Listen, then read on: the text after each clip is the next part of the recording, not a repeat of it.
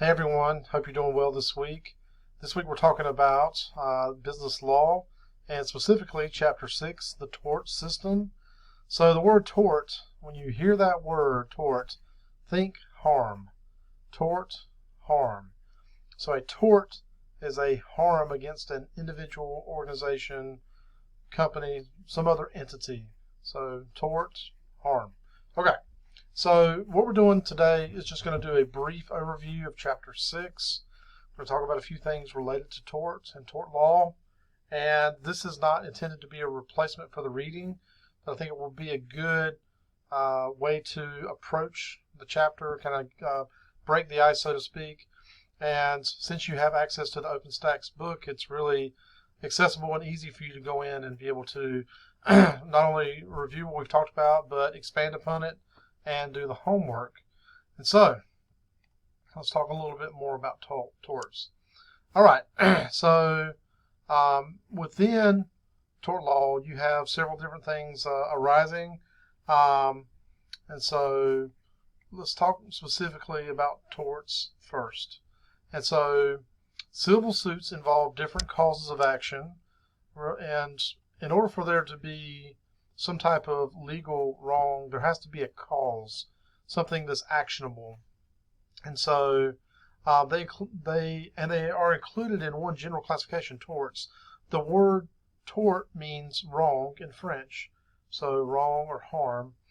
Thus, torts are wrongs committed against others who suffer from some form of damage as a result. These damages could also be the result of criminal action. The criminal element of the matter is not tried in a civil court. Yeah, civil courts are brought, lawsuits are brought against individuals, each other. Criminal cases are prosecuted by the states. The standard of proof is lower for civil suits, and a finding of liability in a tort case does not necessarily translate to guilt in a criminal case. And so the act of the wrongs has historically been called the tortfeasor. When a wrong is committed by the tortfeasor, damage is done to another. Tort law seeks to address this damage based on the circumstances of the issue, which is based on fault. Civil lawsuits are used by the injured party to seek redress for the loss associated with the tort. Unlike criminal proceedings, redress is often provided in the form of money as opposed to incarceration. So if you do a wrong in a civil case, usually it is a punitive monetary damage that you have to pay, or some other type of property that you have to produce. In a criminal matter, you're usually punished with some type of incarceration or something that's punitive from the state's perspective. As such, the burden of proof of fault is lower. The offender or a tortfeasor who commits the act is the accused in a civil suit. The plaintiff, the person who is injured, files the lawsuit on which the civil court will make a decision. The offender ultimately becomes the defendant. The offender usually ultimately becomes the defendant, who must respond to the accusation of the plaintiff in a civil lawsuit. During tort litigation, the judge and jury have certain separate functions. Okay, so those functions are the judge decides issues of law. The jury decides question of fact. So the judge, the duty of the defendant to the plaintiff, if any, the elements of the defense, application of legal rules. The jury seeks to find what happened, the legal consequences of what happened, the damages suffered by the plaintiff. And so a good example here is Judge Judy, or any of the judge shows that you see on TV. I've watched several over the years, just in passing. It's not something I seek out to watch. Anytime I go visit my in-laws, they usually have something like Judge Judy or something on, so I'll catch an episode or two. But the interesting thing is, anytime you're watching Judge Judy, you're watching a civil suit play out. And the judges, there is no jury in those. The judge is basically the shot caller in those. And so you can go watch Judge Judy to get some examples of what we're talking about. All right, so the harm, two types of torts are intentional torts and negligence. Intentional tort means that you knowingly, you did something intentional of causing a harm, or you did something intentionally that resulted in a harm. So intentional torts occurred as a result of a conscious and purposeful act. If you go onto somebody else's property and while on that property you break something, that was an intentional act. You may not have intended to break something, but you intended to intentionally go onto that person's property without their permission. So there's a case there. Negligence occurs when an individual does not exercise duty of care. This is where you have an obligation of some type to provide care, meaning that if somebody comes into your restaurant, if you're the restaurant owner, you have a duty to make sure that the things you're serving that patron are safe to eat and the environment is safe for them to be in. If they stumble and fall because of a wet floor, or if they get sick from something they ate while at your restaurant, there's negligence involved there. What did you go through all the protocols to make sure the floor was safe to walk on? Did you make sure that the food was safe to eat and prepared and stored the way it was supposed to be? So these are examples of negligence. So let's talk a little bit more about that. Intentional tort. So intentional torts are committed by the offender who understands that he or she is committing a tort. Intention does not always equate to directly causing an end result, meaning that just because you intend one thing and something else happens, that didn't mean that you intended for that other thing to happen, but because of your actions that led to this other thing occurring. So in some cases the intent may be something else, such as the possession of knowledge that some harm may occur. The harm may result from intentional action or due to some circumstance that the offender feel will be excusable. Some different types of intentional torts. Let me give you some examples of these that could face different remedies or means of recovering losses. Assault is an intentional tort that occurs when an individual has a reasonable apprehension of an intentional act.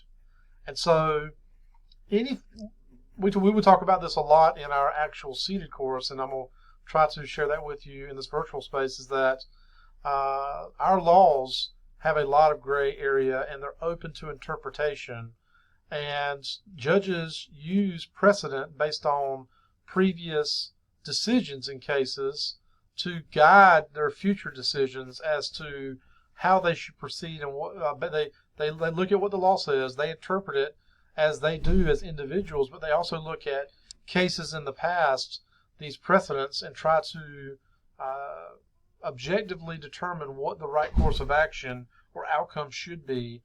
And so the reason I bring this up is this idea of reasonable apprehension. What does that translate to mean? What does that mean if somebody has a reasonable apprehension of an intentional act? What I consider reasonable, somebody else might consider unreasonable or nothing at all. And so there is a gray area for interpretation. And so what the judge and jury in these cases has to discern is the state of mind. Did this person act with the idea that they were going to perform an intentional act that the plaintiff thought was going to occur?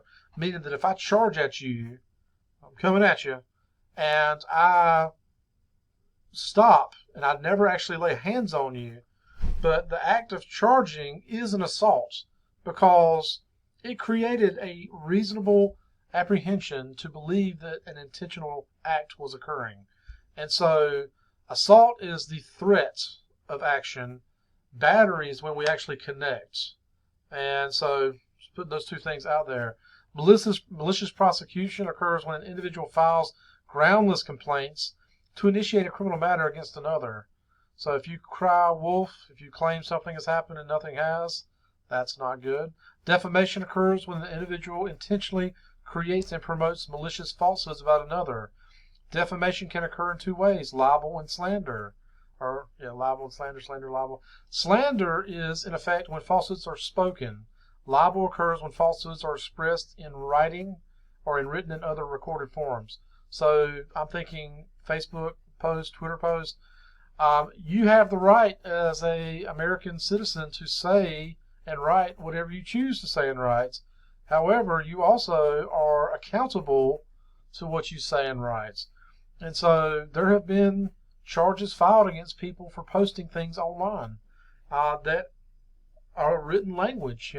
A good documentary I watched within the past year, I think the title was "I Love You Now Die," and it was on an HBO documentary.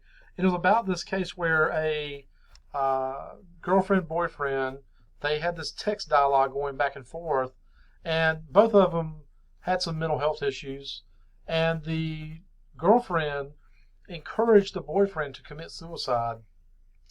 Not a psychologist, but it appears from an outside non-psychologist background to be some form of sociopathy. And so she's encouraging this person to commit suicide, and eventually the person did commit suicide.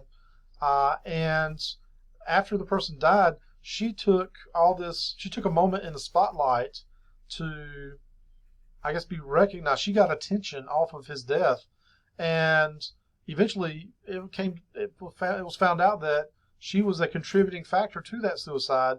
She actually was charged with that crime and was prosecuted, and I believe she got not quite a year in prison was her sentence, and they appealed it up to the high courts, and they slapped it down, and so she had to serve something like, she was assigned, I think, 9 months in prison or something like that, and I don't know how long she's actually served, but really, really interesting stuff. So you are accountable to what you say and what you write, so just be aware of that.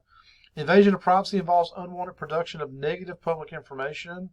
Different standards apply to invasion of privacy based on the status of the individual as a public figure. Negligence, talk a little bit about this. Basically, negligence is another type of tort that has two meanings. It is the name of a cause of action in a tort, and it is the form of conduct that does not meet the reasonable standard of care. So, depending on where you are and what you're doing, you might have a duty of care. And let's say that kids come over to your house to go swimming. You are basically informally saying, I have a duty to care for these kids. You allow them to go swimming without adult supervision, and one of them drowns. Is that an actionable cause? I say yes. If it's, you had a duty of care, a reasonable adult would know that you need to watch children swimming in case something happened. You can intervene.